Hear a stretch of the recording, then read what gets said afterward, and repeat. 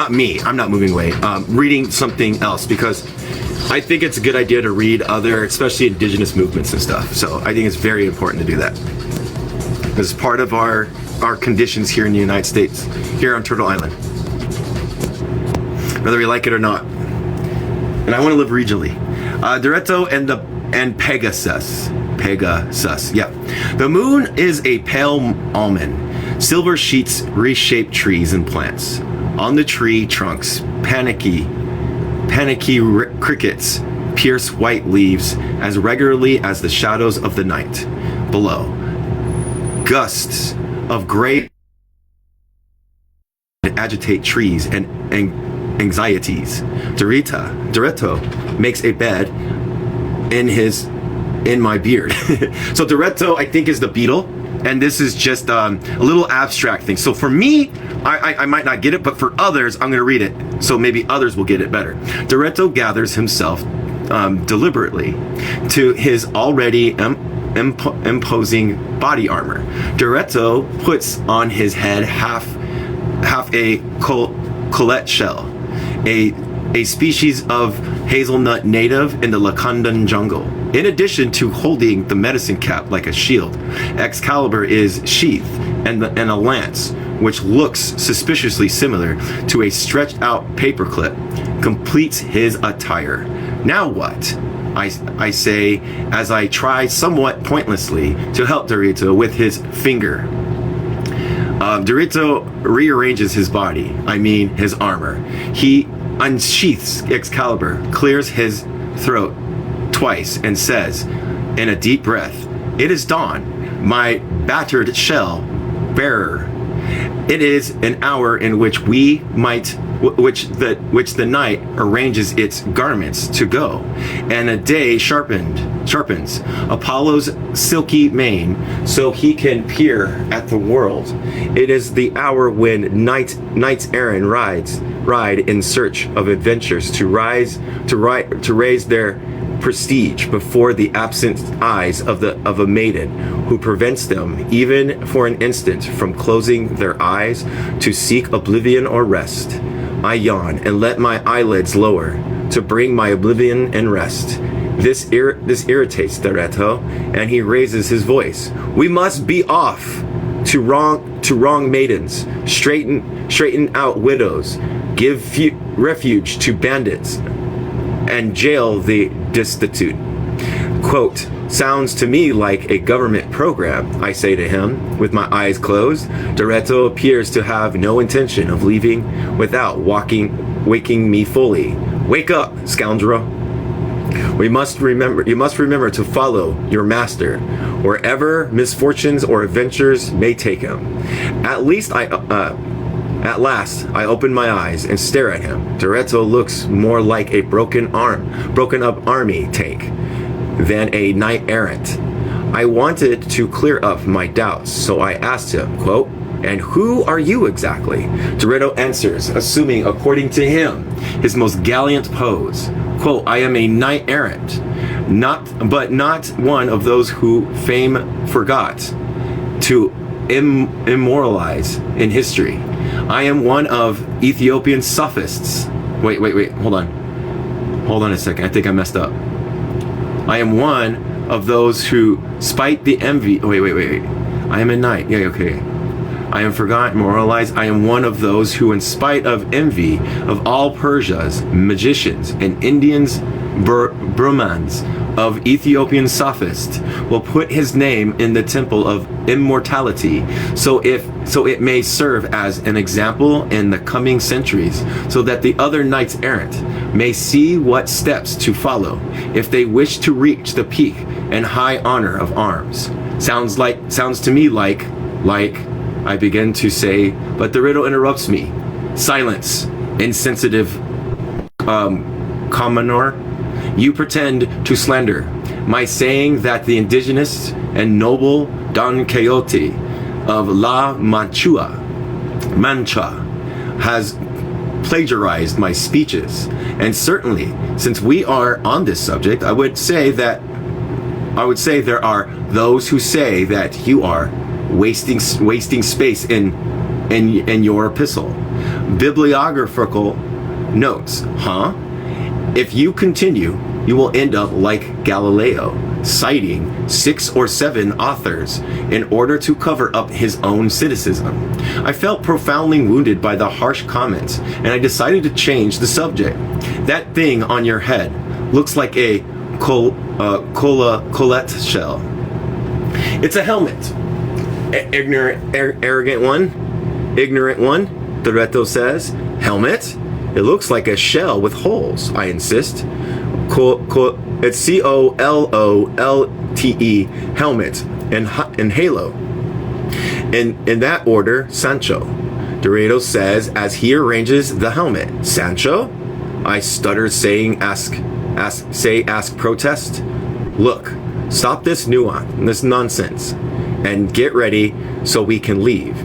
Many are the injustice that my indefatigable sword must right. Its blade is anxious to feel the neck of independent unions. As Dorito says this, he brandishes his sword like a regent from a capital city. I think you've read too many newspapers recently. Be careful, or they will lead you to suicide or unenlightened. Sorry, buddy.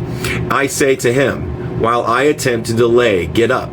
Doretto abandons his 16th century language for the moment of proudly explains that he has secured a mount. He says it is as swift as lightning in August, silent as the wind in March, docile as the rain in September, and many more marvels that I don't remember. But there was one quality per month. I appear incredulous, so Dorito announces sullenly that he will do me the honor of showing me his mount.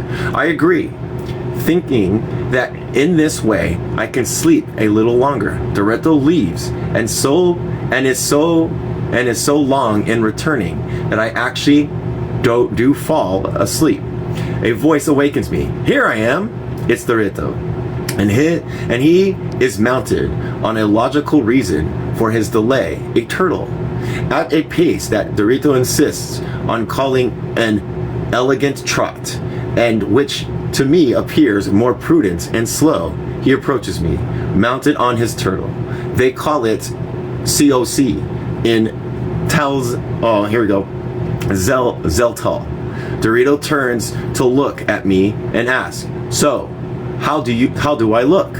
I gaze with his knight errant, who for some unknown reason has been brought to the solitude of the Lakandan jungle, and keep a respectful silence. His appearance is peculiar. Dorito has baptized his turtle, excuse me, his horse, with a name that seems pure. I can't say that word. Pegasus. So that there is no doubt Dorito has written on a turtle shell a large and decisive letter, Pegasus, copyright reserved. And below that, please fasten your seatbelt. I can hardly resist the temptation of making a comparison with the economic recuperation program when Dorito turns his mount so I can see the other side. Even though Dorito has announced a I'm gonna have to look up this word, everybody. I'll be right back. Look up the word.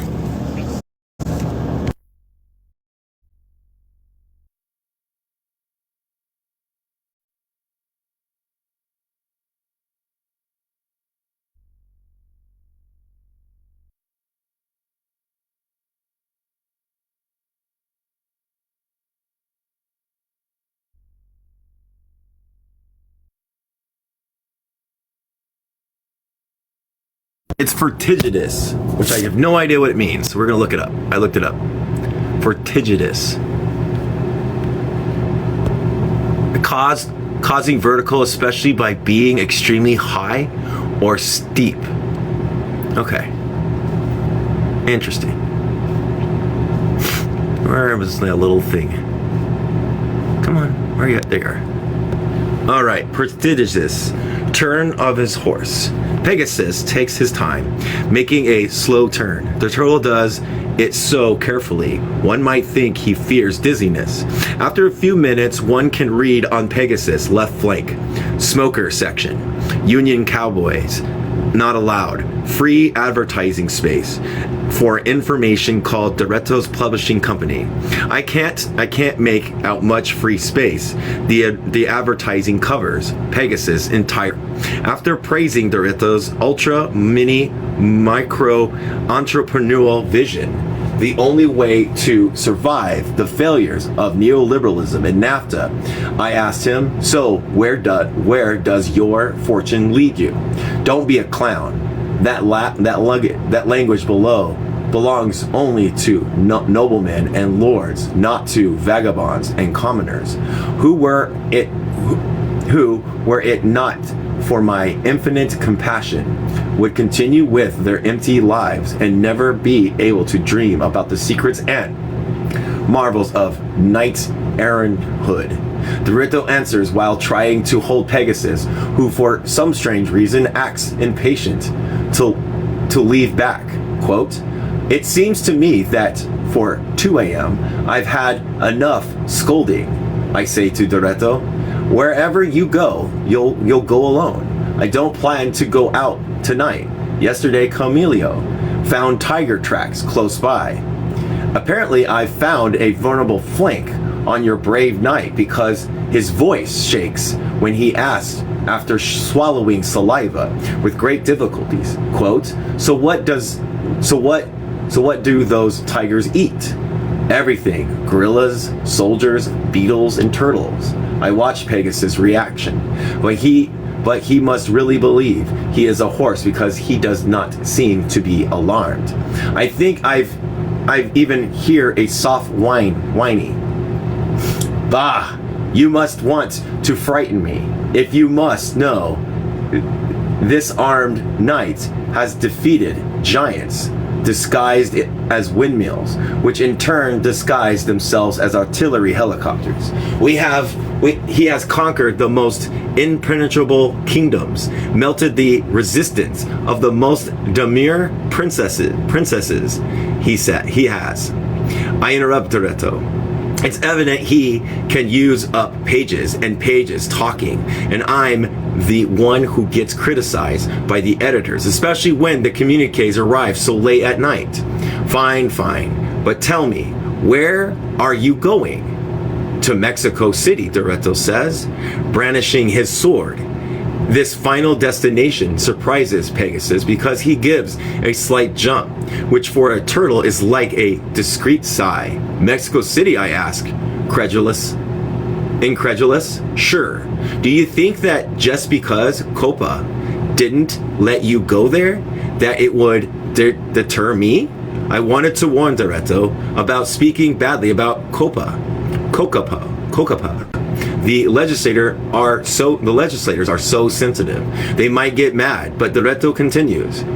You should know I am a knight errant, and more Mexicans, that the failure of the neoliberal economy. I have a right, therefore, to go to the city of the palaces. What do they want palaces for in Mexico City?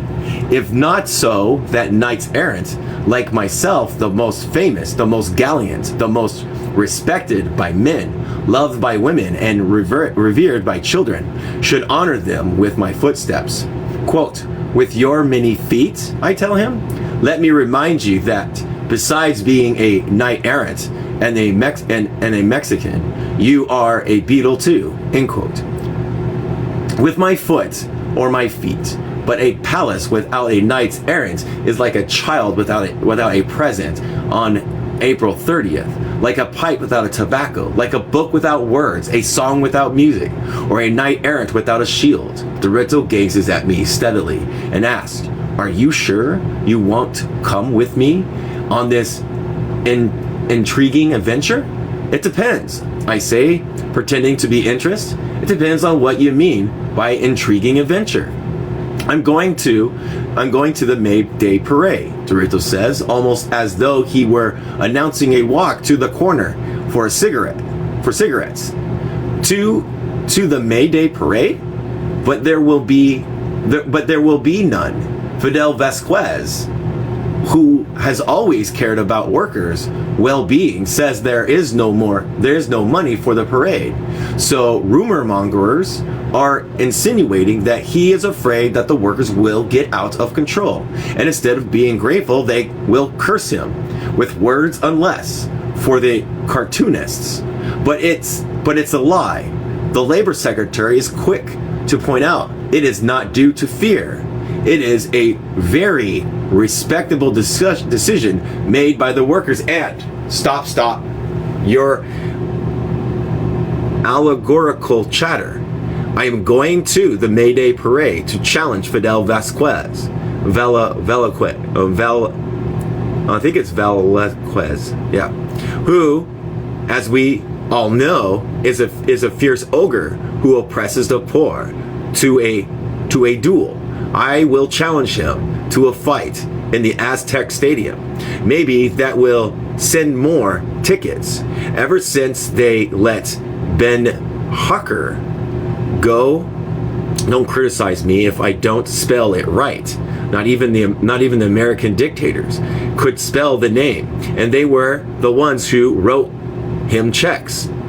Not even the eagles can see the vultures. Dorito is silent for a moment and looks pervensively at Pegasus, who must have gone to sleep since he wasn't moving in a while. Then Dorito asks me, do you think Fidel Velasquez has a horse? I sort of doubt that. Well, he's a churro, so it's likely he has a horse. Wonderful, says Dorito, and digs his spurs into Pegasus. Pegasus may think he's a horse, but he still has a turtle's body, and his hard shell proves it.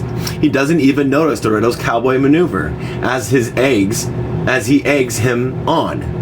After struggling a bit, Dorito discovers that by hitting his his lance on the Pegasus' nose, he can make him go into a gallop. For a turtle, this is about 10 centimeters per hour, so it will take Dorito a while before he arrives in Mexico City. Quote, at that rate, by the time you get there, Fidel Vasquez will be dead. I offer as a parting thought. I should never have said anything. Dorito tosses the reins and pulls his horse back, like when Pinocchio Villa took Toran. Oh well, it's a good literary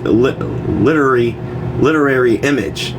In reality, Pegasus stops, which at his rate was almost imperceptible. In contrast to Pegasus' calm, Dorito was furious. Quote, the same thing is happening to you that has been happening to the advisors of the labor movement in the last few decades. They recommend patience to the workers and sit and wait for the churro, C-H-A-R-R-O, to fall off his horse, but do nothing to make him fall. Well, not all of them have sat down to wait. Some have really struggled to make a truly independent labor movement. I tell him, I'm going to see those folks. I'm going to join them so I can show them that workers too have dignity. Dorito says and recall that once he told me he was a miner in the state of Hidalgo and an oil worker in Tabasco. Dorito leaves. He takes a few hours to disappear behind the bushes, a few meters from my plastic cover. I get up and notice that my right boot is loose. I turn on the flashlight. The lace is missing. No wonder Pegasus' reins look familiar. Now I have to wait until Dorito returns from Mexico City. While looking for a reed with which to tie my boot, I remember that I forgot to recommend that Dorito visited that restaurant with the tiles. I lie down and dawn arrives. Above me, the sky clears, and with reddish blue eyes, I surprised to see that Mexico is still here, still there. Here it was yesterday. I light my pipe, watch the last slashes of night leave the trees, and say to myself that the struggle is long and it is worth it. P.S. In which with a full moon for a face. He looks towards the jungle and asks, "Who is that man who gallops over the squidled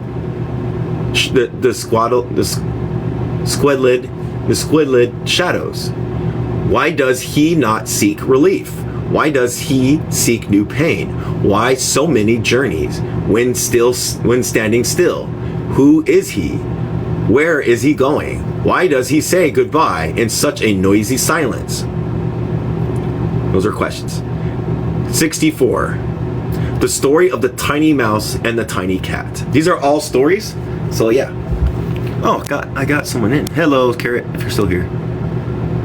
I don't know who is Evercore. Don't know who that is. Okay, August 7th, 1995. Don Doreto of the Lacandan, knight errant and undoer or wrongs, the lady's restless dream, the young men aspiration, the last of the grandest of that exemplary race that made humanity great with such colossus and selfless feats. The beetle and warrior of the moon writes to you, "I have commanded my loyal squire, the one you call Submarcos, subcommande." That's what they mean by sub. Okay, so sub means subcommandante. To send you a greeting in writing with all the requirements fit for today's diplomacy, excluding the rapid intervention forces, the economic programs, and the flight of capital. Nevertheless, I want to write you some lines with the sole intent, the spirit, to fill your minds with good and noble thoughts. That is why I send you the following tale, full of rich and varying feats. The story forms part of the collection story for a night of asphyxiation, which will probably not be published in the near future. The story of the tiny mouse and the tiny cat. There was once was a tiny mouse who was very hungry and wanted to eat a tiny bit of cheese, which was in the tiny kitchen of the tiny house. Very decidedly, the tiny mouse went to the tiny kitchen to grab the tiny bit of cheese, but it so happened that a tiny cat crossed his path, and the tiny mouse became very frightened and ran away and was not able to get the tiny bit of cheese from the tiny kitchen. Then the tiny mouse was thinking of what to do to get the tiny bit of cheese from the tiny kitchen, and he said, quote, "I know, I'm going to put out a small plate with a little milk, and the tiny cat is going to start drinking the milk because tiny cats like very much a little milk. And then when the tiny cat is drinking the little milk and is not paying attention, I am going to the tiny kitchen to grab the tiny bit of cheese. I am going to eat it." "That is a very good idea," said the tiny mouse to himself, and then he went to look for the milk, but it turns out that the milk was in the tiny kitchen. And when the tiny mouse wanted to go to the tiny kitchen, the tiny cat crossed his path, and the tiny mouse was very frightened and ran and could not get milk. Then the tiny mouse was thinking of what to do to get the milk in the tiny kitchen, and he said, quote, "I know, I am going to toss a tiny fish very far away, and then the tiny cat is going to run to eat the tiny fish, because tiny cats like very much tiny fish. And then when the tiny cat is eating the tiny fish and is not paying attention, I am going to go to the tiny kitchen and grab the tiny bit of cheese, and I'm going to eat it." "That is very good idea," said the tiny mouse. Then he went to look for a tiny fish, but it happened that the tiny fish was in the tiny kitchen. And when the tiny mouse wanted to go to the tiny kitchen, the tiny cat crossed his path, and the tiny mouse became very frightened and ran away and could not go to get, guess what the next word is? Tiny fish. And then the tiny mouse saw that the tiny bit of cheese, the milk, and the tiny fish, everything that he wanted, was in the tiny kitchen, and he could not get He could not get there because the tiny cat would not allow him. And then the tiny mouse said, "Enough!" And he grabbed the machine gun and shot the tiny cat. And he went to the tiny kitchen and he saw that the tiny fish and the milk and the tiny bit of cheese had gone bad and could not be eaten. So he returned to where the tiny cat was, cut it in pieces and made a great roast. Then he invited all his friends, and they partied and ate the roasted tiny cat, and they sang and danced and lived very happily. And once there was, this is the end of the story and the end of this massive. I wanted to remind you that the division between countries only served to illustrate the crime of contraband and to give sense to war. Clearly, there exists at least two things greater than borders. One is the crime distinguished in modernity, which distributes misery on the world scale. The other is the hope that shame exists only when one fumbles a dance step, and not every time we look in the mirror to end the first and to make the second one flourish. We need only to struggle to be better. The rest follows of its own accord and is what usually fills libraries and museums. It is not necessary to conquer the world. It is sufficient to make it anew. Fail health to you. And I know that bed is only a pretext for love. That a tune is only an adornment of dance, and that nationalism is merely a circumstantial incident for struggle. From the mountains of the south, from the mountains of Mexican southeast, Don Doreto of the Lacandon. P.S. Please excuse the brevity of these letters. It so happens that I must press ahead with my expedition to invade Europe this winter. How do you feel about landing for the next January 1st? He wants to invade Europe now. That's great. All right, the story of the cold foot and the hot foot. October 27th, 1995. Dawn barley begins to trace itself. The cold and darkness cover the wake of a gallant knight errant, and the sorrow of his neck, of his wretched squire. No one can find the moon, and the lightning is followed by thunder. The mud renews itself with rain, and the wheat with a kiss. Dorito reviews the newspaper, bites his pipe, and looks at me with reproach. So you have caused a scandal, like those who make history? He says while putting down the newspaper. Me? I said, pretending to be very busy with my torn boot. Definitely. Who else? Once again, you have demonstrated that when you talk, you have the same finesse as a stampede of elephants inside a china shop, and not just that. Your clumsiness has allowed an avalanche of mediocrity. Let me find out what this word is, everybody. Real quick.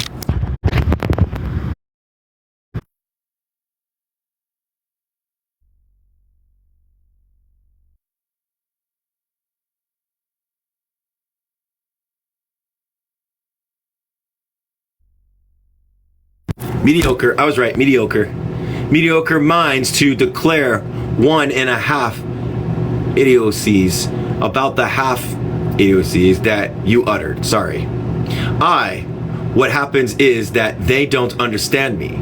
I didn't want to say what I said, but to say what I did not say, and that is why I didn't say what I wanted to say and said what I didn't want to say.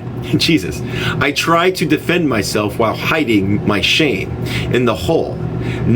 Does anybody doubt it? Of my left boot? Rubbish. This reasoning has the same logic as that of a PRI congressman explaining his vote against the reduction of IVA.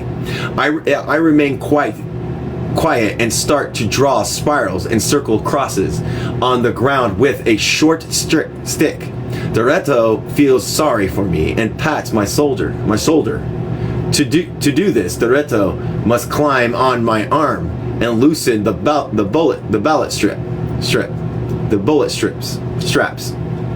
He sits next to the collar seam and says, "Oh dear, oh my dear," a clumsy squire, speaking as a slippery and problematic thing. In reality, one would only speak with women and only be the only beings with whom it is gratifying to be slippery and get into trouble.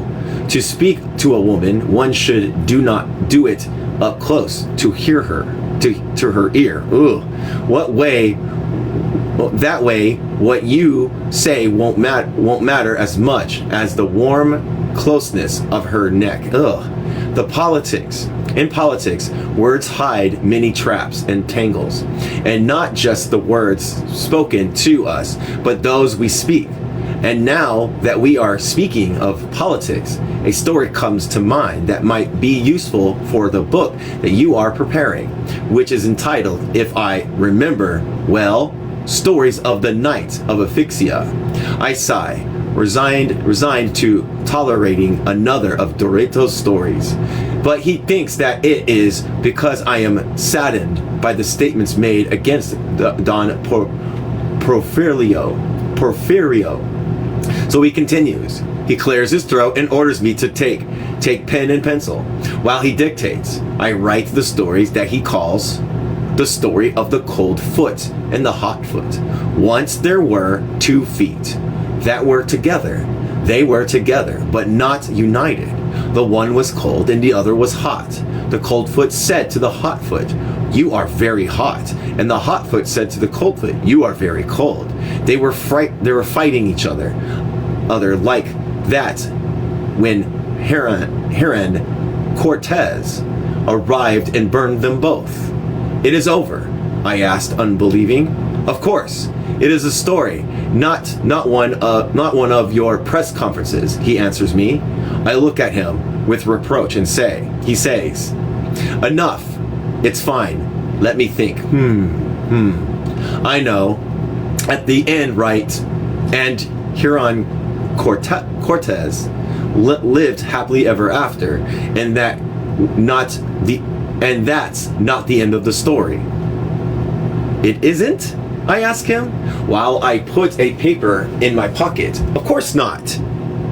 There are still many cold and hot feet. So Hernan Cortez might end up having a very disagreeable surprise."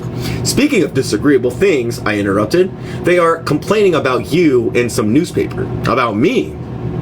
Who dares complain about the knight errant? Who is the longing of the damsel, young and old, who is in the dream of children, big and small, and who is respected and admired by all the noblemen of all times?" "Well, they don't precisely complain about you.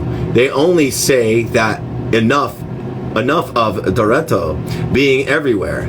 Anyways, they suggest that I leave you out of my epistles, and that Doretto does not allow me to continue and shouts in my ear, 'Shut up, you insolent coward.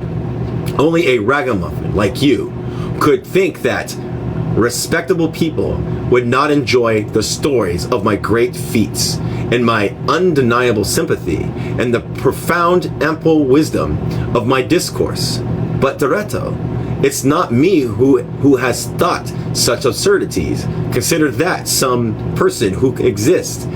It's a hypothesis who does not respond with the same enthusiasm as..." Doretto interrupts again. "Well, I concede that it is possible some being could exist who might not be interested in me or my feats. So we can do something to compare our ranking. You insolent ruffian, with mine, a tall knight errant. I agree with the errant, but allow me to doubt about that tall." I have no idea what that means. I am talking of the stature of my ideals. You Cretan. Well, what do you propose? A consulta. But Doretto, there are going to say this is a joke, not another word. A consulta. It shall be national, international, and interplanetary. And the question shall be, first, should Al Sup eliminate the Doretto stories in his letters? Second, should the despicable being who dares to demand the disappearance of a Doretto story die in the inferno that would make Dante's look like a freezer? These are two questions to be answered with yes or no, or I don't know.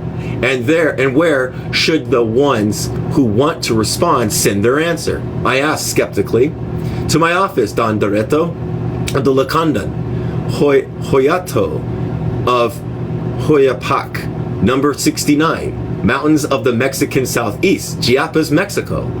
I see that Doretto is very determined, so it's better for him to clarify some matters. Quote, what are the minimum and maximum ages to participate in this consulata? Maximum is 6 months. Minimum is 6 months. Maximum is a minute before breathing one's last breath. But Doretto, do you think that a six month old person could answer these questions? Of course. When I was 6 months old, I was already writing those sonnets that make women's bellies provoke storms of paradoxically also bring calm. But you are a beetle. Even more in my favor. No more discussion. Write up the convocation and add that all females may attach to their ballot their best sigh. Although 1 second thought, no better leave out the sigh. For sure, with so many sighs here, they could turn into a hurricane, which would make Roxana seem like an unopportune breeze. Better still, let them send red carnations. Maybe we can set up a flower export business with them. Well, what do you think? I think you are delirious. You have gone the M word. I say to him, my dear skinny squire, the morning can become dawn only if there are doses of delirium and the M word. Doretto says while he goes back to his place and covers himself again with the little hoopek leaf, but not before drawing a great and routed 69 on the top.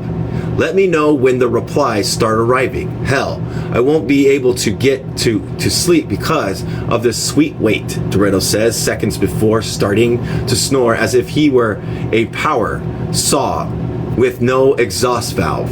I remain quiet. I light up my pipe and slowly inhale some memory. The dawn above me dilutes its last dark grays. Far away the days take a bite of the horizon, and the cold turn lukewarm here. In the mountains of the Mexican Southeast, veil again health to you, and may the M word and the delirium multiply.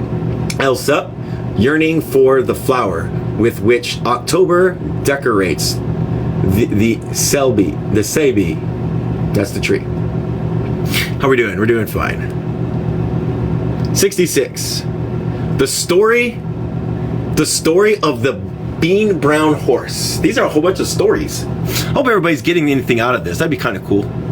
Just little too much. I don't know.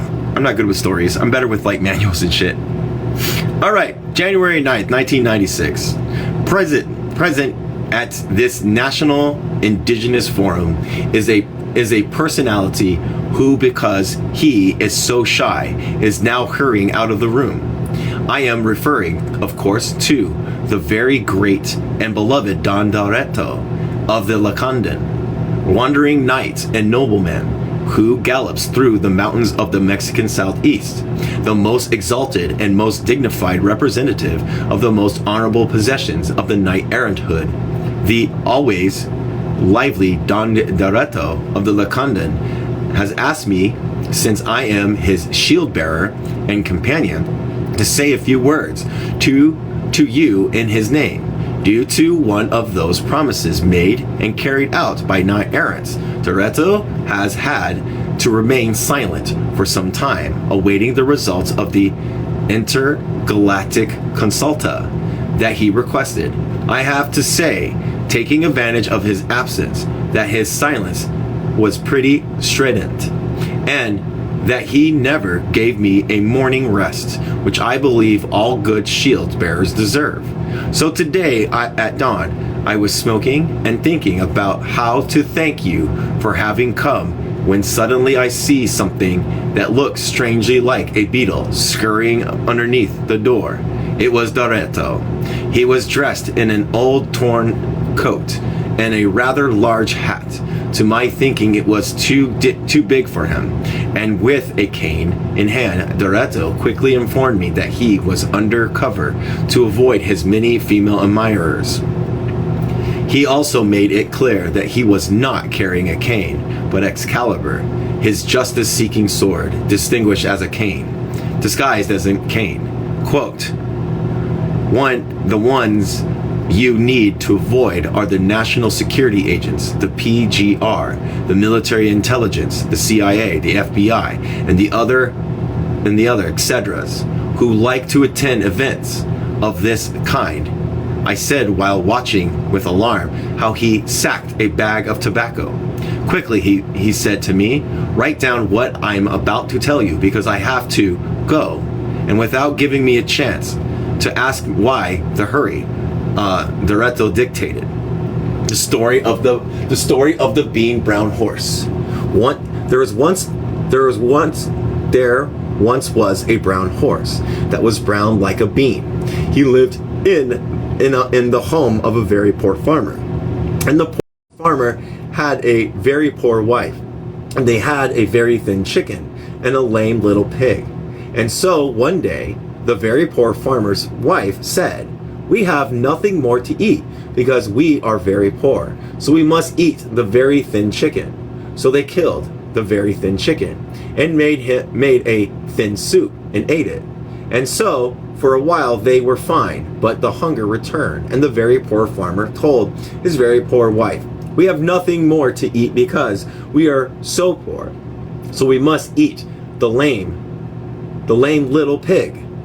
And so the lame little pig's turn came, and they killed it, and they made the lame soup and ate it. And then it was the Bean Brown Horse's turn. But the Bean Brown Horse did not wait for the story to end. It just ran away and went to another story. Is that the end of the story? I asked Don Doreto, unable to hide my bewilderment. Of course not. Didn't you hear me say that the Bean Brown Horse fled to another story? He said as he prepared to leave. And so, I asked, exasperated. And so nothing. You have to look for the Bean Brown Horse in another story, he said, adjusting his hat.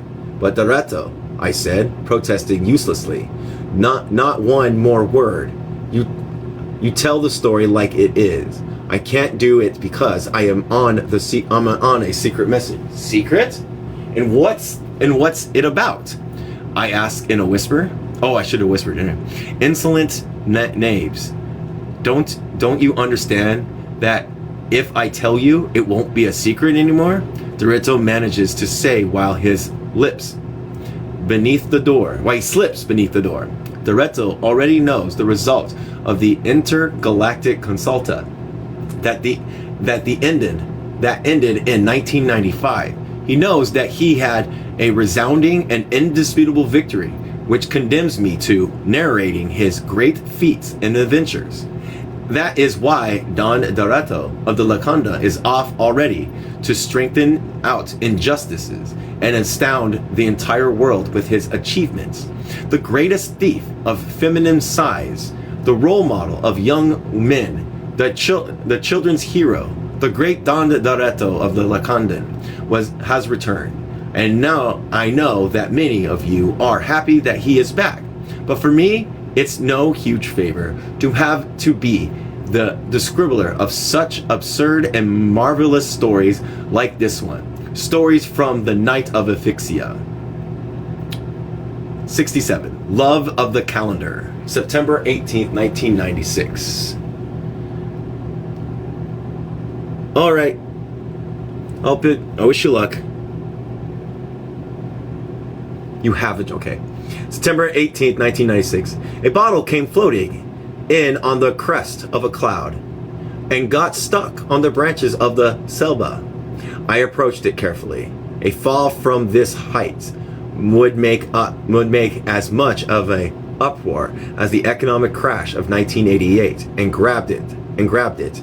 As I would expect, the bottle had a message inside. I looked it out, and I took it out and found the following letter from Doretto. My dear descendant, Creono, I just learned that once again you are a prisoner on the crown of the Seba tree, of the Sebi. These things happen because you allowed yourself to be led around by your nonsense about mirrors and falling upward. I simply cannot rescue you right now. I am very busy writing the second part of the story of the Night of Ephyxia, which I have renamed Stories of a Sleepless Solitude. Here's a sample so you can find me an editor. The Love of the Calendar. There was once a man who always came late to everything. It wasn't because he was lazy, or slow, or that his watch was behind, or that it was a bad habit. It happened because the man lived in another time before time. Not exactly true, but close enough. For example, when the calendar said it was September, this man walked in on an April morning. That's why he sprang, never conceded, with his implorability. Death, on the other hand, remained obedient to time's passage and went around spreading absences as each person's numbered days and nights were up. But since this man was never on time, he would always arrive late for the hour of his death and not find her since death had to follow the calendar. Death knew he was only living in a state of suspension, that this man who should already be dead was still alive due only to the chronic tardiness. This man grew tired of living and walking, which are really the same thing, began to look for death so he could die. And so time and untimelessness passes each other, death awaiting for the man to arrive so she could take him, the man awaiting for death to arrive so he could die. There is no day on the calendar in which these two times can find one another. Tan. What do you think? No, leave the praise for another time. Okay, I'm leaving. I'll write you later. My descendant, big nose shield bearer, Don Doretto of the Lacandon. P.S. Don't forget to keep a tight hold on the tiller. They say fierce storms approach. End of the letter from Doretto. No comment. 68. Another cloud, another bottle, another letter from Doretto. Good luck, Boyd. Yeah. September 30th, 1996. My beloved, persecuted, and harassed Creono. It's my duty to tell you that your time is running out. That Selva makes a excellent target for mortars, grenades, launchers, snipers, cannons, and machine guns. And I won't even mention satellites. At the end of this letter, you'll find an infallible recipe for climbing down from the Seba. Follow it to the letter and you'll get down quickly. Assume you won't be staying up there much longer and that you're not, shall we say, an attractive client. For a life insurance company, I recommend that you get moving on the contacts for the publication of my next book, Stories of the Sleepless Solitude. Since time's running out, I now send you another story, part of the special section called Stories of Getting Pregnant. It is perfectly self-explanatory. You only have to read it. Here goes then. Here we go. The story of the magic chocolate bunny, neoliberalism, a rabbit, libido, and the children. Doreto's homage to the Southern by Do You Remember the Good, the Bad, and the Ugly? Once upon a time, there were 3 children. One was good, one was bad, the other was El Sup. Coming from different directions, they arrived at a house and went in. Inside the house, there was only a table. On the table, there was a plastic container, like the kind used for ice cream or slushies, one for each child. Inside each white plastic container, take note, they had no brand name or logo. There were 2 chocolate bunnies and a slip of paper. The slip of paper said, instructions for using the 2 chocolate bunnies. After 24 hours, this pair of chocolate bunnies will reproduce and make a new pair of bunnies. Every 24 hours, hereafter, the pair of chocolate bunnies inside the white plastic container will multiply into other pairs. In this way, the owner of this magic plastic container will always have chocolate bunnies to eat. The only condition is that there must always be 1 pair of chocolate bunnies inside this plastic container, like the kind used for ice cream or slushie. Each child took his white plastic container. The bad child couldn't wait 24 hours and ate his 2 chocolate bunnies. He enjoyed the moment, but no longer had chocolate bunnies. Now he has none to eat, but he is left with the memory and the nostalgia of the chocolate bunny for the chocolate bunnies. The good child waited the 24 hours and was rewarded with 4 chocolate bunnies. After another 24 hours, he had 8 chocolate bunnies. As the months passed, the good child opened the chain of chocolate bunny stores. After a year, he had a bunch all over the country. He was financed with foreign capital and began to export. He was eventually named Man of the Year and became immensely rich and powerful. He eventually sold his shares in the chocolate bunny industry to foreign investors and became a mere executive in a company. In order not to cut into the profits, he never tasted the chocolate bunnies. He no longer owns the magic white plastic container, nor does he know what chocolate bunnies taste like. The child Sup, instead of chocolate bunnies, put walnut ice cream in the white plastic container, like the kind used for ice cream and slushies. Changed the whole premise of the story. He packed a half liter of walnut ice cream between his chest and back and ruined the moral of the story of the chocolate bunnies, deducing that all final option are a trap. Neo-moral walnut ice cream was dangerous implications for neoliberalism. Questions for understanding the story. This is weird. Okay, real quick. All right. Which of these children will become president of the republic? It was the good child.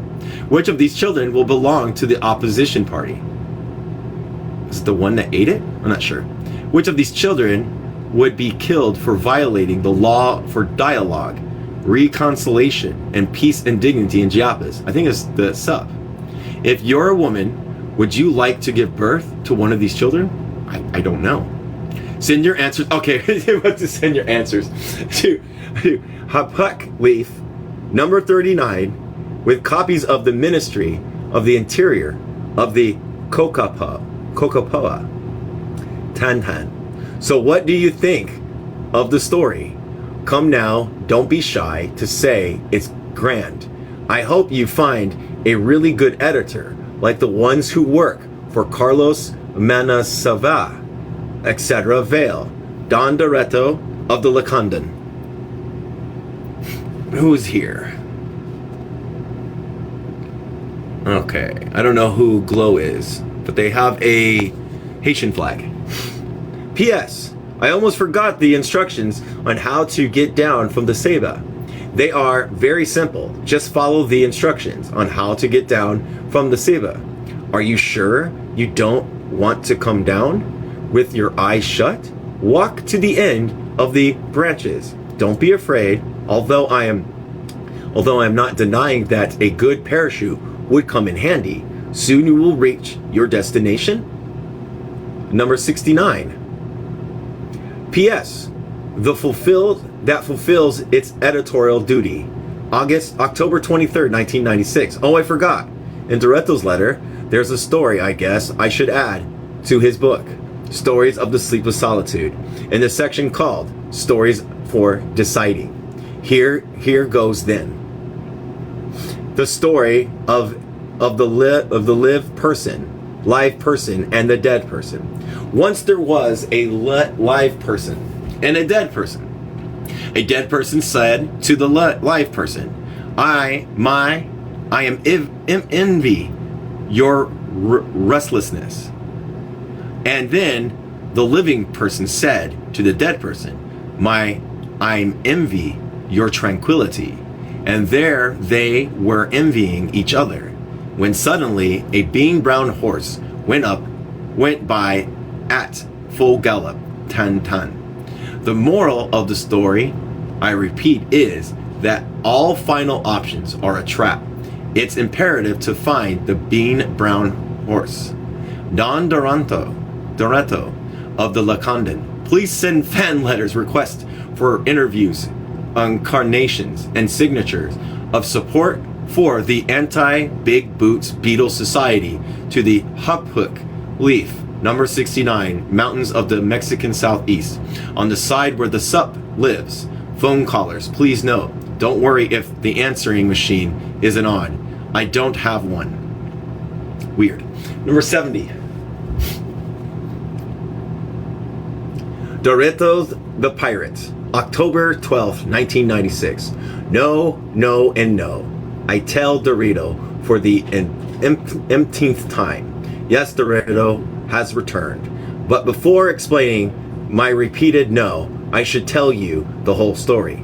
The other day at dawn, when the rain cut a river right through the middle of the hut, Doretto arrived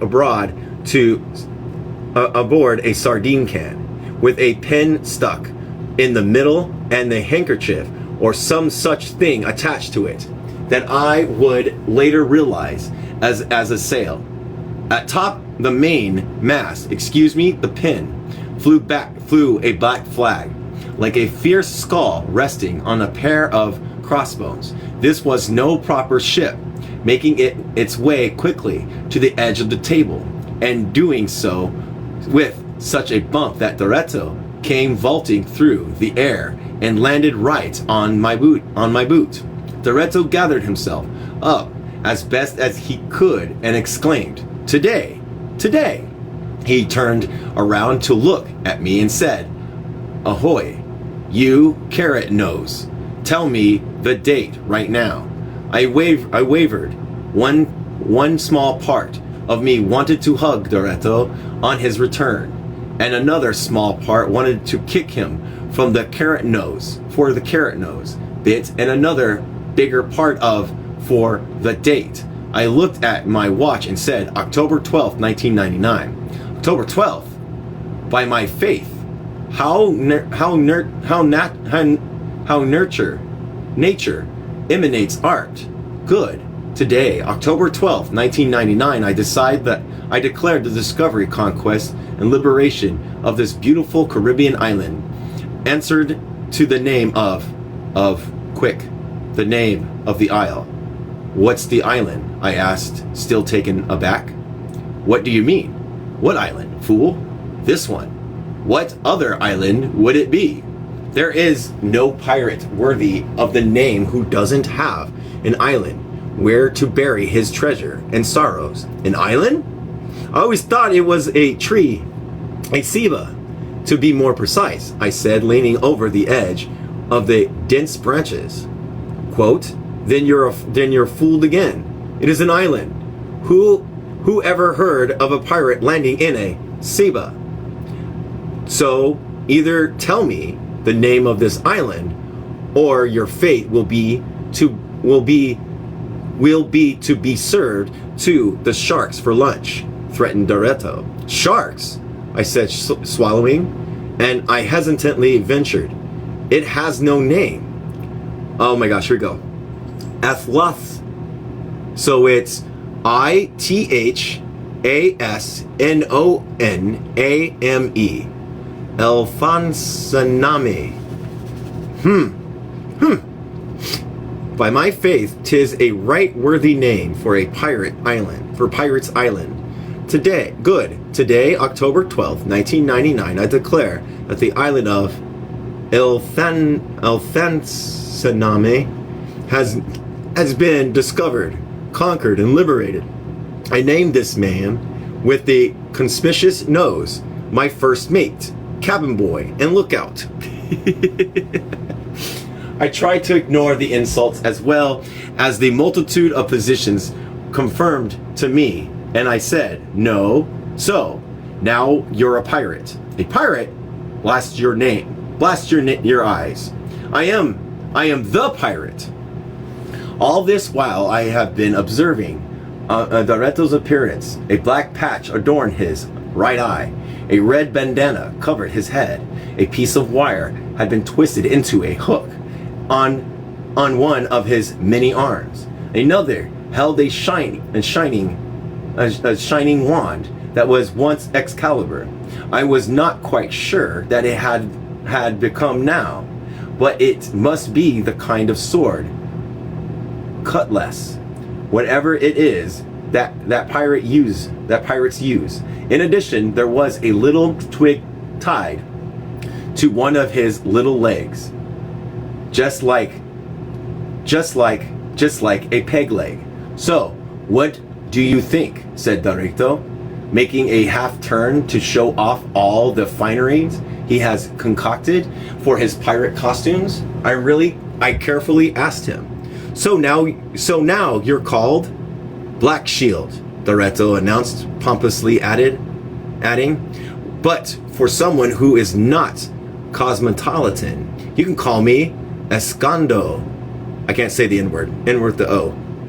Black Shield, but certainly wasn't there a Barbossa and a Blackbeard?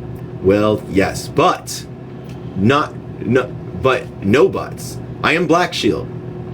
Next to me, Blackbeard was a graybeard, and that was only when he was trying, and Barbossa was as washed out as our old handkerchief. Doretto said all this while simultaneously brandishing both of his sword and his hook, finishing now in the bow of his sardine. Pardon me, his vessel. He began reciting the pirate song. Here it is.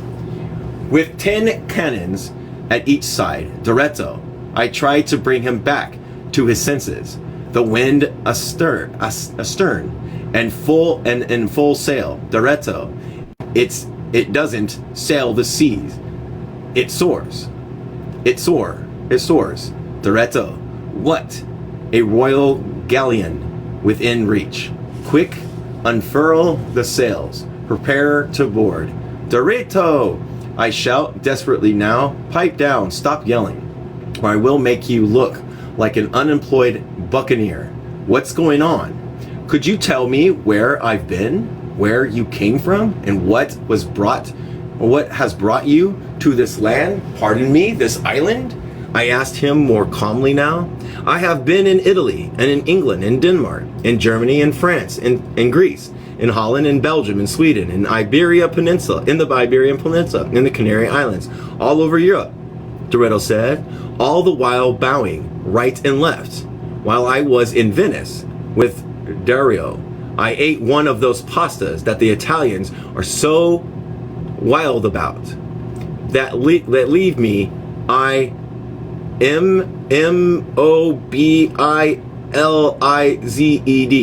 Immobilized. Just a minute. Which Darrow? You don't mean you were eating with Darrow? Yes, Darrow Foe. Right? Eating, or rather, not eating. He ate, and I watched him eat. Because mind you, that spaghetti gives me a stomach ache, and all the more when they put pesto on it. Pesto, I corrected him. Pesto. It's all grass. As I was telling you, I arrived in Venice from Rome after having escaped from one of those temporary detention centers for immigrants. They are a kind of concentration camp where Italian officials isolate everyone who comes from other countries, therefore who are different, before deporting them. Getting out wasn't easy. I had to lead a sit-in. Clearly, the support for the Italian men and women who oppose institutionalized racism was vital. The fact is, Dario wanted me to help him with some ideas for the theater piece, and I just didn't have the heart to say no. Doretto? Afterwards, I marched against the UN because of the war in Kosovo. You mean against NATO? Same thing. Then after the series of adventures, I set sail for the island of Lanzarote. Just a minute. The island of Lanzarote? Isn't that where Jose Samargo lives? That is right. I called him Pep. What happened is that Pep invited me for coffee so I could discuss my experiences in the Euro. It was great.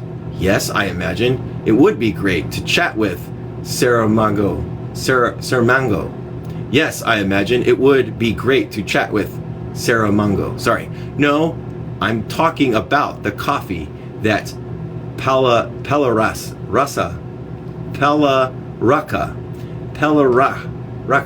made for us. She truly makes a magnificent cup of coffee.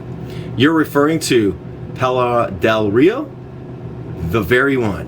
So one day you're eating with Dario Fo, and the next you're having coffee with San Jose Sarmango. Yes, I was hanging out with nothing but Nobel Prize winners. But let me tell you, I had some sharp words with Pep. Whatever for. The prologue, the one he wrote for my book. It seemed to me in poor taste that I, the great and even-tempered Don Doretto of the Lacandan, should be reduced to the world of the Colopetras Lemonlecorn. Sorry, I can't say it. And what did you have words about? Well, I challenged him to a duel in the manner demanded by the laws of the knight errant. And nothing. I saw Pellaraka's heart was breaking. Since it was obvious I'd win, so I forgave him. You forgave Jose Saramango? Well, not completely. For me to truly forget the affronts, he'll have to come to these lands and, at the top of his voice, declare the following speech. Hear ye, tyrants tremble, damsels sigh, children be of good cheer. Let the sad and needy rejoice. Hear ye all. Once again, over these lands walk the ever grand, the magnificent and the incomparable, and much loved, and eagerly awaited, the topic, the greatest of knight errants, Don Doretto of the Lacandan. You forced Jose Saramango to come here to say those things? Yes, it seems light punishment to me, too. But after all, he is a Nobel Prize winner, and maybe you'll need someone to do the prelogue for my next book, Doretto. I chided him, adding, that is all very well, but just how did you happen to turn into a pirate? Excuse me, into the pirate. It was Sabine's fault, Doretto said, as if he were talking about the Campanero at a party. You visited Jacqueline Sabine? Too? Of course. He wanted me to help him with a musical arrangement for his next record. But don't interrupt me. It so happened that Sabina and I were hopping bars and women in what is it? Madrid when we reached La Ramblas. But that's in Barcelona. Yes. It's quite a mystery because only a few minutes before we'd been at a bar in Madrid, captivated by the olive-skinned beauty of Aladalancian from Jaén, to be more precise. And then I had to go satisfy what is referred to as a basic biological need. That's when I mistook the door, and instead of entering the water closet, I stepped into the street, and it turned out that the street was in La Ramblas. Yes, there was no more Madrid, or Sabina, or bar, or olive-skinned beauty, but I still needed a water closet because a knight can't just relieve himself at any corner. Ergo, I tried to find a bar. I recalled from when I had been hanging out with Manolo. I guess you are referring to Manuel Vasquez Montalban? I asked, no longer capable of being astonished by anything. Yes, but his name is too long, so I just called him Manola. Anyway, I was frantically looking for some place with a water closet, when there before me in a dark alley appeared 3 gigantic shadows. Muggers? I interrupted, startled. Negative. They were 3 trash dumpsters in those shadows. I calculated I'd be able to privately and discreetly do what I planned doing in the water closet. And that's what I did. And with the satisfaction of a job well done, I lit my pipe and heard distinctly Big Ben chiming 2 o'clock.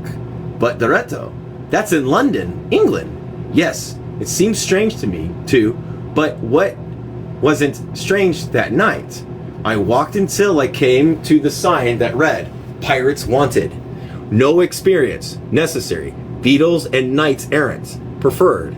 I acquired at the black spot. Doretto lights his pipe and continues. I kept walking, looking for a sign of a black spot. I had to feel my way along, scarcely able to make out the street corner and walls, for the thick fog was falling over the alleys and of Copenhagen that night. Copenhagen? But weren't you in London? Look, if you keep interrupting me over what is perfectly obvious, I will make you walk the plank, and from there to the sharks. I already told you everything was strange, and even if you did read the sign, recruiting pirates in London after I was looking for the sign of the black spot in Copenhagen, Denmark. I got lost for a few minutes in the Tivoli gardens, but I kept looking. Suddenly I found it. A weak light was emanating from the solitary street lamp, barely scratching through the fog, emanating a sign of that read, The Black Spot, Bar and Table Dancing. special rates for beetles and knight errants. I hadn't realized before in what high esteems they hold beetles and knight errants in Europe. It could be because they don't have to suffer them. I barely whispered. I don't think your ironic muttering escaped me, Doretto says, but for the benefit of your readers, I will continue my narrative. There will be time enough later to settle accounts with you. As I was saying, after remarking the Europeans' grand intelligence and reorganizing the admiring and greatness that some of us creatures possess, I entered the bar of Montmartre, close to the Scare Corrie. Doretto fell silent for a moment, waiting for me to interrupt him, to state that Sacré Coeur is in Paris, France. But I said nothing. Doretto nodded, satisfied, and continued. Once inside, the amethyst mist crept through the atmosphere. I sat down at the table in the darkest corner. Not a second went by before a waiter said to me in perfect German, "Welcome to East Berlin." And without saying another word, I left what I took to be la carte, or menu. I opened it, and it contained just one line: would-be pirates, second floor. I went up the staircase. Right behind me, I reached a long corridor flanked by windows. Through one of them, I could see the canal of 400 bridges that left Amsterdam. Above its 90 islands in the distance, I could see the white tower that reminds the Greeks and the Salonika of the extreme of intolerance. Further along the corridor, through another window, and carved peak of the Swift Matterhorn came into view. Going on, I could make out a miraculous stone in the Irish Blenheim Castle that gives the gift of gab to those who kiss it. To the left rose up the bell tower of Bruges, main square in Belgium, where the passageway finally led to a dilapidated door in the window looking out in the Piazza Miracola. And if you just stretched your hand out a little, you could feel the slight tilt and the leaning Tower of Pisa. Yes, that corridor looked out on half of Europe, and I wouldn't have been surprised if there had been a sign on the door reading "Welcome to the Mariana Trench Treaty," the Maastricht Treaty. But no, the door didn't have a single word on it. What more, it didn't even have a knob. I knocked. Nothing happened. I pushed the heavy wooden slab, and it gave way without difficulty. The door opened with a mournful creak, and then I entered a room half in shadow. Inside, on the table full of papers, I could see by a poorly lit old oil lamp the face of a man of a certain age, with a patch over his right eye and a handmade hook tugging his long beard. The man's gaze was fixed on the table. I heard nothing, and the silence was so heavy it clung to our skin like dust. Doretto brushed dust off his pirate outfit. I see a pirate here, I said to myself, moving towards the table. The man didn't move an inch. I gave a little cough, something we educated knights do to gain someone's attention. The pirate didn't lift his gaze. Instead, the parrot I spied on his left shoulders in such an excellent voice that even Don Jose de Esponsandia would have applauded, began intoning the song that goes, with 10 cannons to each side, the wind astern. In full sail she doesn't sail the seas, she soars. Sitting down, I was told, I don't know whether it was a man or a parrot who spoke. Then, without a word, the pirate, or the person I surmise was a pirate, handed me a piece of paper. It read. I read it. I won't bore your readers or you. I'll just summarize by telling you it was an application to join the great brotherhood of pirates, buccaneers, and terrors of the sea, the AC of the CV or the RO. I filled it out without hesitation. I handed the paper back to the man, not before underlining my beetle and knight errant status. He read it in silence. When he finished, he looked at me slowly with his one eye and said to me, I've been waiting for you, Don Dorato.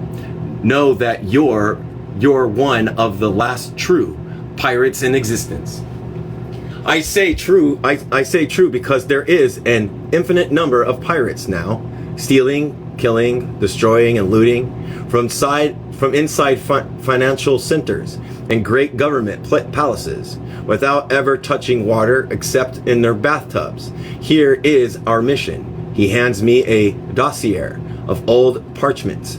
Find the treasure and stow it in a safe place. And now if you'll excuse me, I must die. And as he spoke these words, his head fell to the table. Yes, he was dead.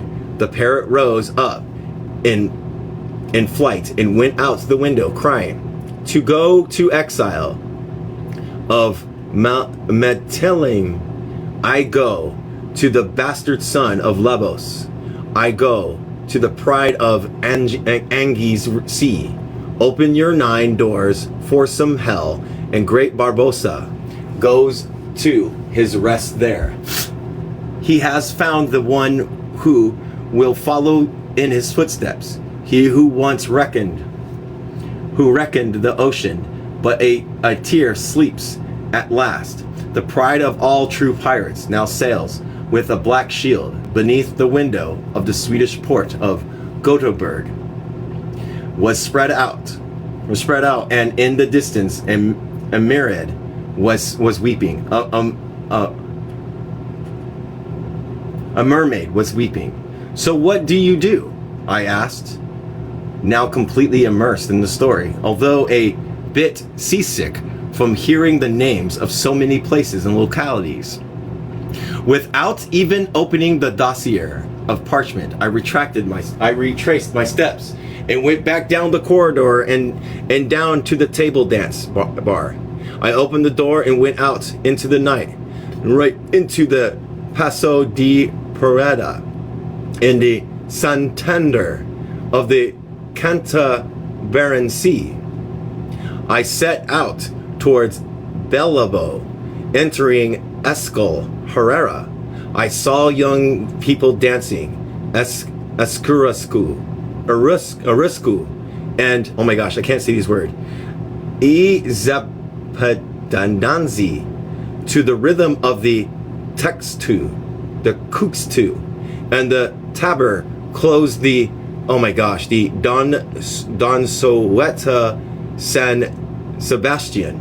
I climbed the Pyrenees and picked up the Ebro River between the Hacienda and the Zargotazo. There they managed to make me a ship and carry on to the Delta, where the Mediterranean receives the Ebro amid the roar of the Vent del Dont. I climbed to Tarragona by foot, and from there to Barcelona, passing the site of the famous battle of the Montjuic. Dorato paused, as if to gather speed. In Barcelona, I set off in a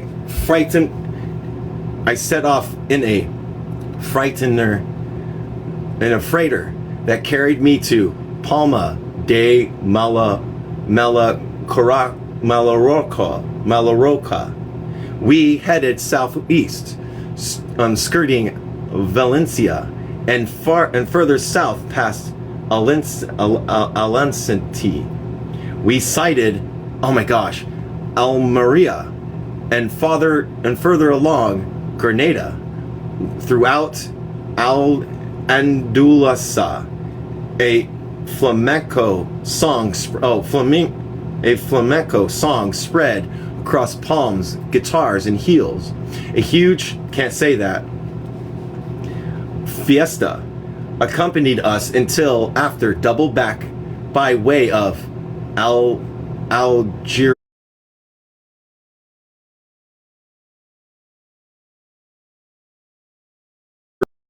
Guadalquivir.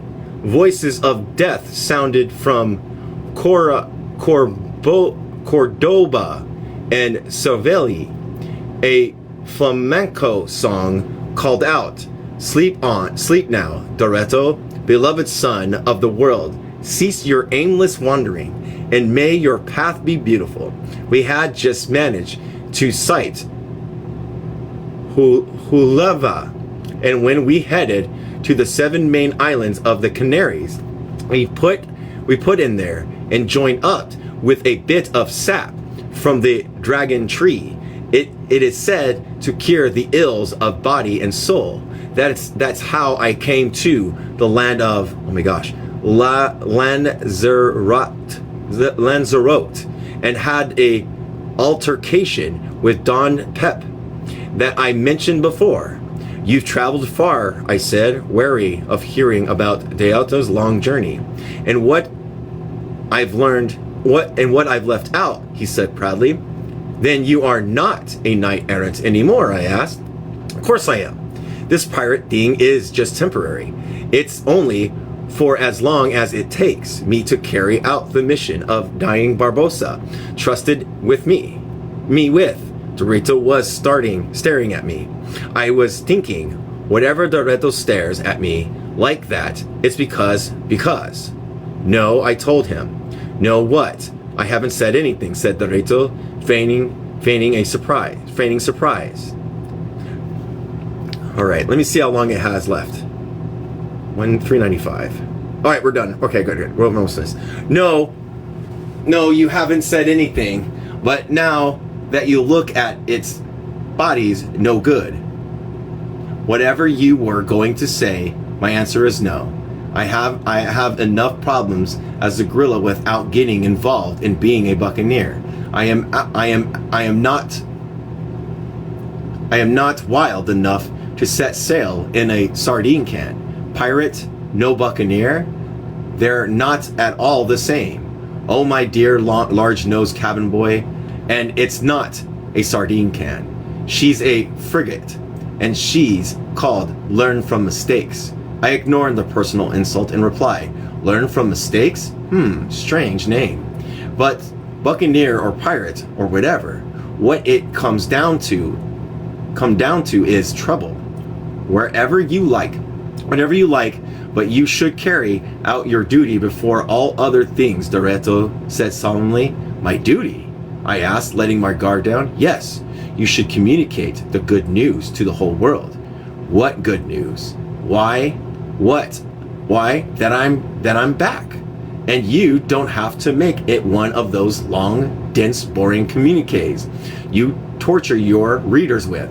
Besides, to avoid a chance of that, I have a text written out here. Having said that, Doreto takes a paper from one of his bags. I read and reread it. I turned around to look at Doreto and exclaimed, "The no, and no." Where we began this tale. Okay. And I think we're going to end here on 71 where it says Hours of the Little Ones. And it's going to start with number 1, Those Below. So those are interesting things.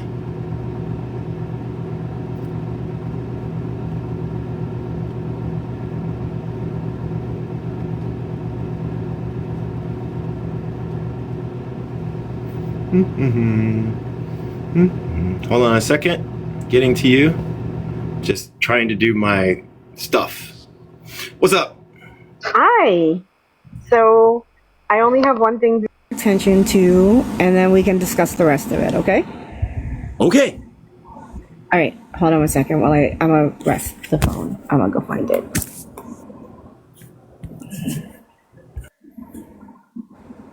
Okay, bookmarks 390.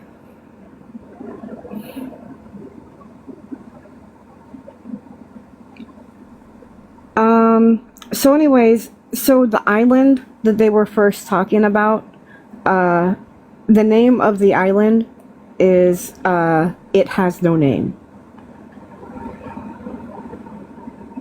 When they started the adventure. Okay, continue.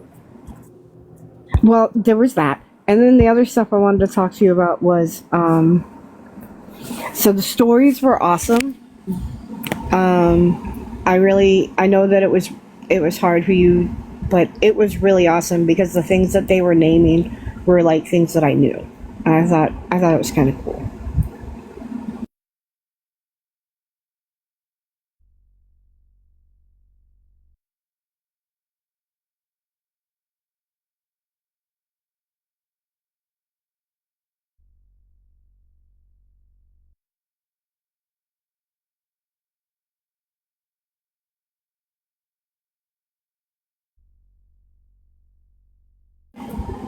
The only other thing that I'm trying to get the comments back on. I don't know how. I'll turn it on. Oh, I got it. There we go. All right. Is that all you got? Just those things? I really enjoyed it. I like the fact that we still haven't found the horse. So I like that part. And the stories were like fables, and they were teaching lessons, and it was kind of cool. What was the lessons they were teaching? Do you know? Do you remember? I remember in one he was telling the person to walk to the end of the branch and jump. And because he's a beetle and that's how he gets down the tree. And so the moral of the story was if you go up there, bring a parachute. And so you can get back down. And then what was the other stuff? I can't remember the rest. But not off the top of my head. But I really enjoyed them. Okay. Does anybody else have anything to say? That's in the comments.